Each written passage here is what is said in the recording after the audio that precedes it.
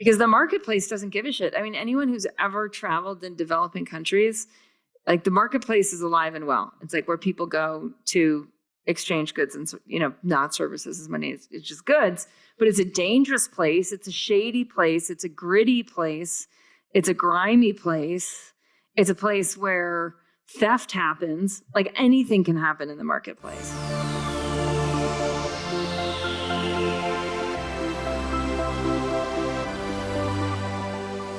Not doing live? That's good. No, we're live. We're live. We're live in Facebook.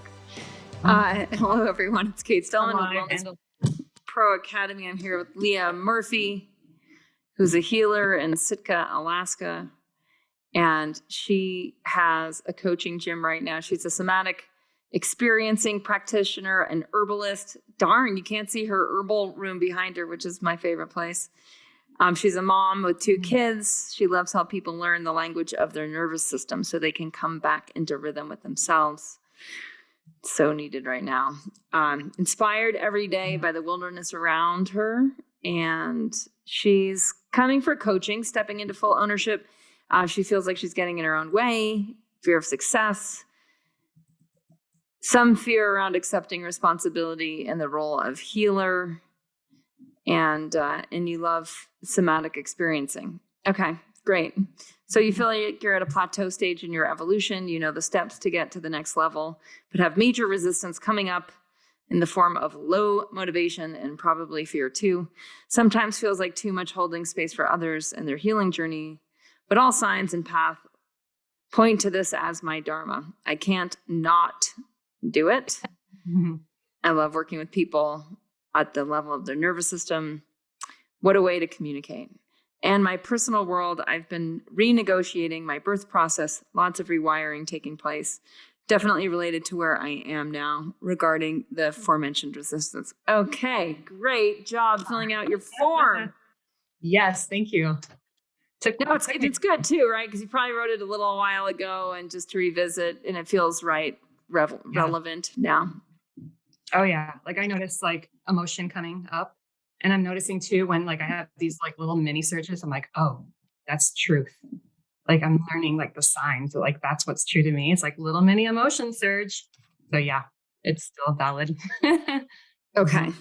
And one of the things that I think is one of the hardest things to negotiate as, those of us who've been highly trained in our nervous systems, which essentially the path of yoga, once you get into the advanced path of yoga, it's training of the nervous system. Like it's in the beginning, it's like you kind of breaking through the concrete of the fascia in the body. And then pretty soon those of us figure out like, oh, I'm training my nervous system to be incredibly sensitive.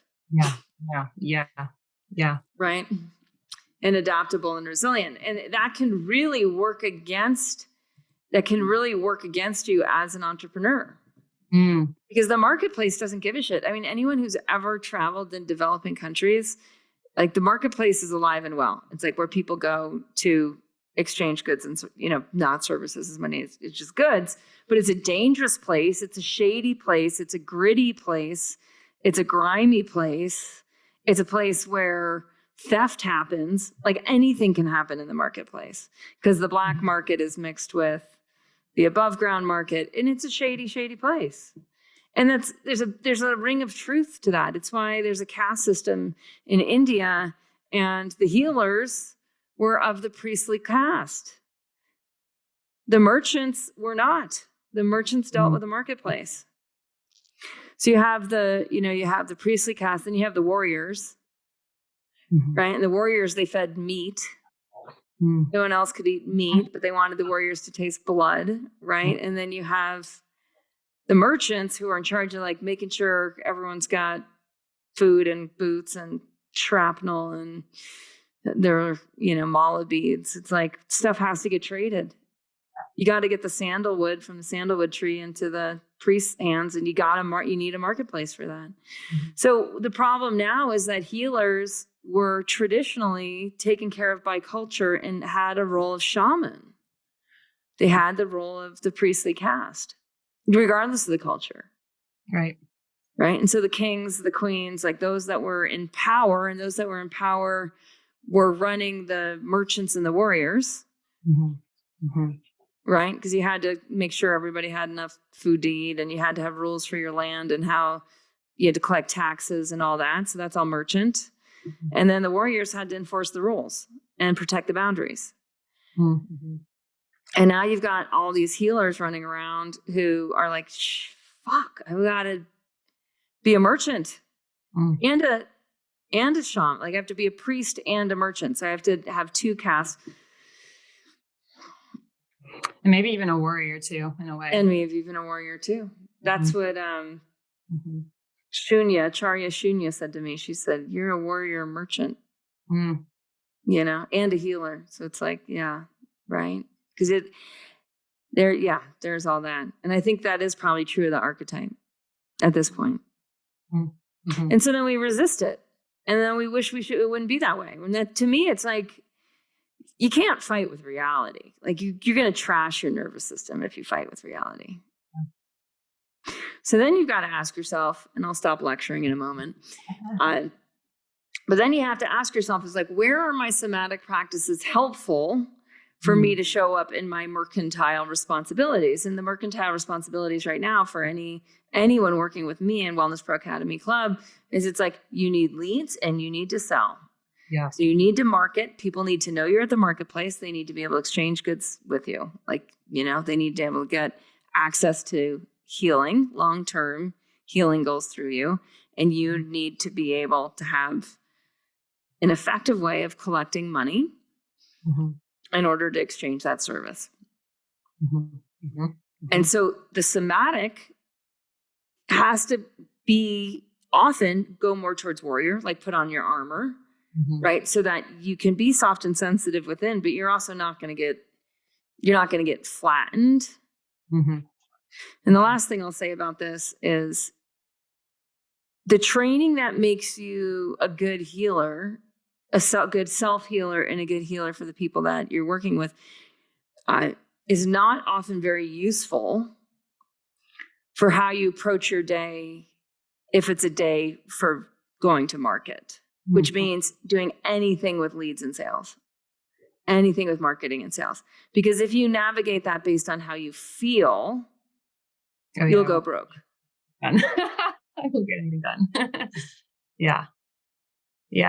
And what comes to my mind is, the warrior for the work of the marketing and the sales and enrollments and the leads. It's like all very much sympathetic nervous system, right? And I'm coming up mostly freezy, dissociated state my whole life as like buffer and protection from like what I'm feeling internally and from the external world. So for me, but it's beautiful because as I peel off the layers of just all the slough, right? It's sloughing off as I do the healing work. There's more available for this energy. Like the sympathetic energy is fight and flight, but it's also what you need, the energy you need to get shit done, right? It's mobilizing. Exactly. And so, yeah. And then you need the social engagement part, which is part of our nervous system. As mammals, human mammals, we need that for safety and regulation. And that's like what I need to connect with people. And that's also been like shut off, my life of not feeling safe and just because of how, like, this goes back to my birth story, the earliest trauma, because that's the first imprint on life. And that's the first imprint of how we learned how to trust people and depend on people and get our needs met or not. Right. We learned that. So like reaching out and connecting with others is often really hard for me on a personal and professional level. Yeah. Yeah. So the goal has to be greater than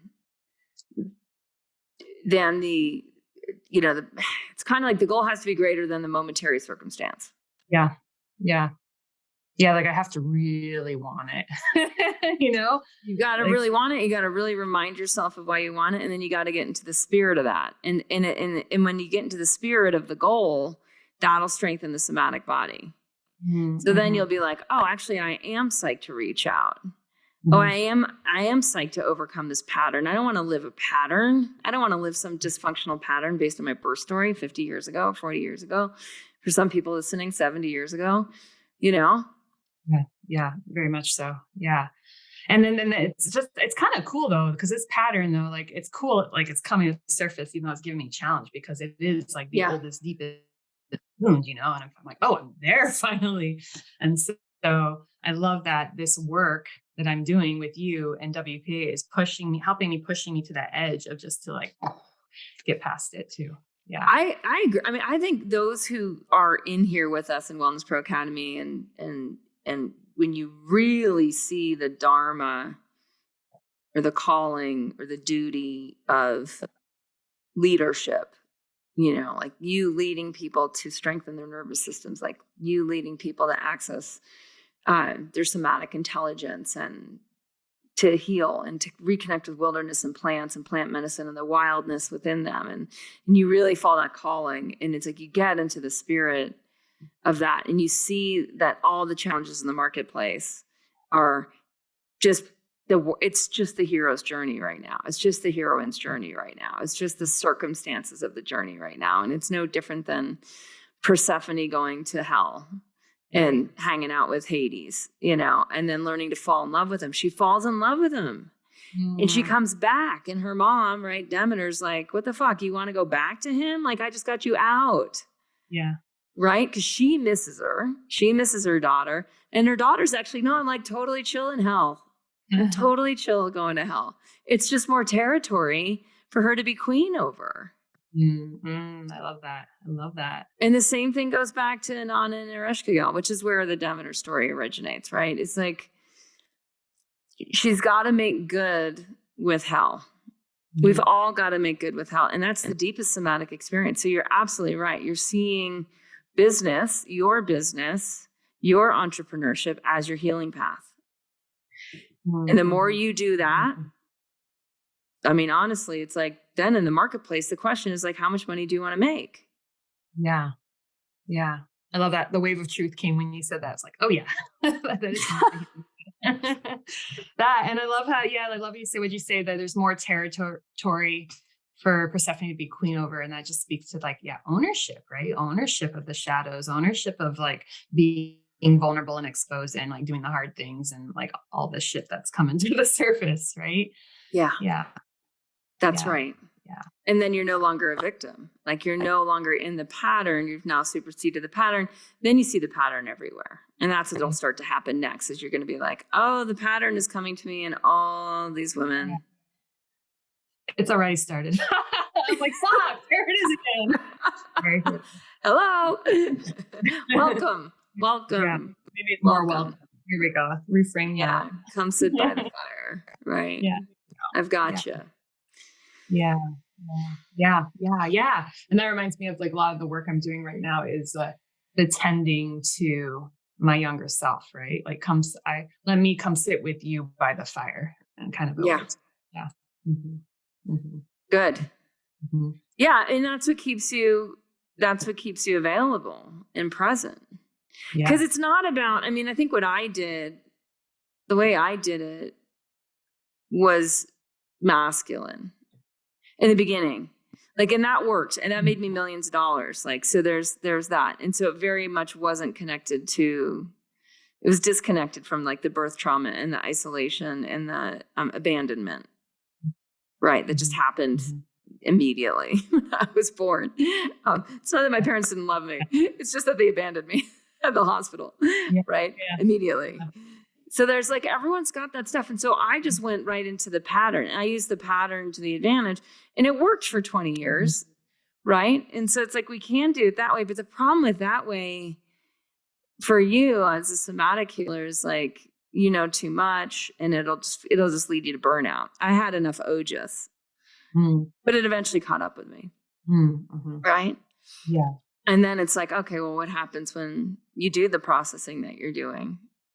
And it's like, okay, I can befriend and become the queen of the underworld. I like that. I like the idea of being queen of the underworld. It speaks to me on some level for sure. That's what I would do is I would make like a little banner, like Queen of the Underworld. I would put it above your desk. And then on when it's time to do marketing and enrollment tasks, it's like you remind yourself, this is where alter ego comes in handy. Erica Learmark, she wrote Think Like a Stripper. It's a good free ebook online. And one of the core practices she has people do is take a stage name. Yeah. Right. Yeah. And that's, so Queen of the Underworld can be your stage name. And it's like, that's how you have to show up. And from that place of ownership of that realm, I mean, for other people, it's like, queen of the marketplace. And right now we're saying marketplace is hell. Yeah. And so if I'm queen over that, right? Like, then the sky's the limit. Then the sky's the limit. Because how does the queen of the underworld show up making images in Canva? Right? Like, what is she going to make? Yeah. It's going to be interesting. And she's not going to be afraid of posting. Right. She's not going to be afraid of being controversial. That's why I'm not afraid of controversy. Right. I guess I'm not really too much either. I tend to put things on my social media account that people are like, well, what's going on with that woman? Yeah. Yeah. And that's where, especially being a wilderness healer, where you put your flag in the sand, it's like, you got to really reconnect people into the symbology of the plants and the plant medicine and the wild wisdom. Oh my gosh, this post is hilarious. So I was in Costco the other day, and I took a picture of their ultra pasteurized synthetic D-added A2 milk, organic A2 milk. And I took a picture up close and I posted it on my personal Facebook page. And I have a lot, because I'm a personality profile of like 5,000 followers or whatnot on it. So there's a lot of comments. And there's all these people bashing, ultra pasteurized milk. Like, all my organic dairy people showed up. All my raw dairy people showed up. And they're just like bashing thing. And I'm like, you guys missed the point. Like, the whole advertisement was for A2 milk. Like, most people don't know the difference between A1 and A2. I didn't until interviewing 5 people on Ayurvedic ghee. And they're all like, A2. It's the heirloom seed cow, essentially, right? The heirloom species, the non-GMO dairy cow is the A2. And they miss the whole point, right? Of that, but it's okay. Yeah. And so then this woman posts, she was funny. She's a dietitian, and she's like, she said, scope of practice. None of you yoga teachers have scope of practice to talk to people about diet and lifestyle. It was really funny. And then all these yoga teachers come back and like attack her. Look what you started. Yeah, all I did was take a picture of like Costco's A2 milk, ultra pasteurized, synthetic D-added. And posted it. It's like a step in the right direction, right? Of like, hey, there's this thing happening. People are becoming more aware of the cow that the milk comes from. So then all the lactose intolerant people might not actually be lactose intolerant. They might be A1 milk intolerant. Okay, so my point with all that is, I'm not really attached to the conversation that happens on the thread. It's all fun and games. It's all in the spirit of the marketplace. Sure. Right? And so when you think of being queen of the underworld and posting on social media and connecting women to their wildness, because my point with a dietitian is she was saying, like, I own the scope of practice of food. And all these holistic wild women who had been awakened to the wild energy were like, I don't think so. I don't think I'm going to use. What's that? Oh, yeah. I could just imagine the response from those other women, just like, maybe not, right? Maybe not. And so when you look at you and you go back to convictions as queen of the underworld, what are your convictions? Because that's where you create from. Yeah. So I have a conviction around A2 cows. I have a conviction around heirloom seeds. I have a conviction around saving core samples of human feces as seed microbiome seed samples. I have convictions about seeds, tons of them, tons of convictions around seeds. So if I go to create something, it's going to come from a conviction around ecosystem, inner and outer ecosystem, et cetera. Yeah. So then when you're talking to a lead, right, it's like, what are your convictions? Because they need to leverage your belief, because their belief has gotten them to exactly the trouble they're in right now, which is probably being controlled by some pattern. Sure. So what are your convictions that make you take the seat of the queen and put the crown on? And you're going to ask me this. I'm like, oh, what are my convictions? Yeah, definitely something about being connected to the earth, right? Being outside, getting outside as much as possible, and how that affects our health, and how, rhythm and routine, especially with food, the quality of food we eat, and also the idea that we just don't need like as much crap as we have in the world. Like, there's so much crap out there that we don't need, whether it's food related or information related, or advice or whatever it is. Like, we just don't need it all. And there's that idea that we have all the answers, that our bodies are these self-healing, regenerative machines that's actually always trying to go towards that. Yeah. But then we all get in ourselves in each other's way, or our own way, right? Yeah. Mm-hmm. Yeah. So then your club is making a stand to not get in your own way. Yeah. There's also, you also have a conviction around connecting with others about a healthy child has a desire for deep intimacy and deep connection. Yeah. And is drawn towards highly connective growth, regenerative relationships. Yeah. Yep. Mm-hmm. And you can borrow these words until you're like, until you find your own, and maybe these are fine, but like, that's what you create from. Mm-hmm. So when you go to work, as queen of the underworld, read your convictions, create from your convictions, speak from your convictions, create interest from your convictions. Mm-hmm. Yeah. Because there's people that are more lonely and isolated than you. Mm-hmm. And you've got to get through to them as a beacon of light. Mm-hmm. So when you come, and I think this is what, if we go back to Persephone in the underworld, I think that, what she brought to that kingdom was not there before she arrived. Right. And I would research that story and speak from that story. Yeah, that's a good idea. Yeah. And then that's why you allow yourself to be found. Like, you break through enough of the noise, enough of the clutter, enough of the whatever. Yeah, the fear. Yeah, and like the fear, it's like that whole like feel the fear and do it anyways. It's like feel the fear and connect to your why. So you use the fear as a emotional trigger to connect back to your why. Does that make sense? Oh, sorry. Yeah, you feel the fear enough to connect back to your why. Yeah. And when I was saying that makes, like, I go back to the nervous system. Of course, I always think in terms of the nervous system, it seems, but it makes sense because fear is that mobilizing energy. It's that, it's the flight, it's the sympathetic charge that helps us get into action. So get into the action of the why. Yeah. It can go either way though, right? It can go that or freeze. And right now it's going for you towards non-action.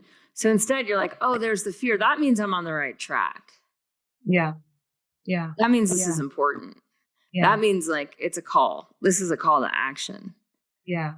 And for me, actually feeling the fear is a sign that it's like moving out of freeze. Like, it could dip right back in, but it's like, because that's what's under the freeze, right? Is the fear and the anger and like whatever that unexpressed charge has been. Yeah. So yeah. So then two other things. So one is the 2-minute rule, which is basically just set a 2-minute timer and start doing whatever action. So you go into the action. So we talked about, first of all, getting into the spirit of it, queen of the underworld. She's the one who's acting, right? Mm-hmm. Then the 2-minute timer. Then it's like, well, what are you going to do? And the more you basically plan tomorrow today, as Alex Hormozy says, plan tomorrow today. Know exactly what actions you have to take ahead of time. So then when it's like, oh, there's the fear, okay, it's time to act. Like, it's on my schedule to do these things. Do you know exactly what you need to do? Which companies or businesses you need to reach out to mesh network with, who you need to have tea with on Sitka Island, who you need to reach out to and in social media. Like, have that, right? So that you know exactly what it is that you need to do. Have your to-dos clearly laid out. Yeah. And I'm sorry, I think I'm freezing. You there? there you are. There I am. Sorry. Okay. I've got some connective issues going on, but it's all good. So so do you know what to do? Like, do you have a good list of like, these are the next actions I should take? Because you can create that without fear. You know what I mean? Like, that's very just logical. Yeah. I have a vague one, and I can come up with a more concrete one for sure. Okay. So I would have like much thought. a very specific plan of action. And then, you can have like a weekly rhythm to it with your time blocking. But then you can also, be very specific. So like the night before, it's like, make your list. I love this about Choose Yourself by James Altucher. He has a really good methodology. It's very simple for how to run your next test, how to know what to do next. And it's like, make these lists of 10, force your brain to be a smart brain, force your brain to be creative and generative. Then it's like, then say tomorrow you have to do marketing. Well, plan tomorrow today. Write down 10 social media post ideas to create that you can then post in the next week. Write down a list of 10 people that you should reach out to network with. Right? And then the next day when you go to work, it's like, okay, queen of the underworld. I'm going to take action. I'm going to call these 10 people. Gonna slay. Slay is my new word, Kate. Slay. Gonna slay. Okay, so get really specific with what to do. And then that part will get a lot more, like, it'll just go, okay, it's time to slay. Yeah, my somatic body's freaking the fuck out. I'm going to put my crown on. I'm going to the marketplace. I'm the shaman in the marketplace. Yeah. I like that. Okay.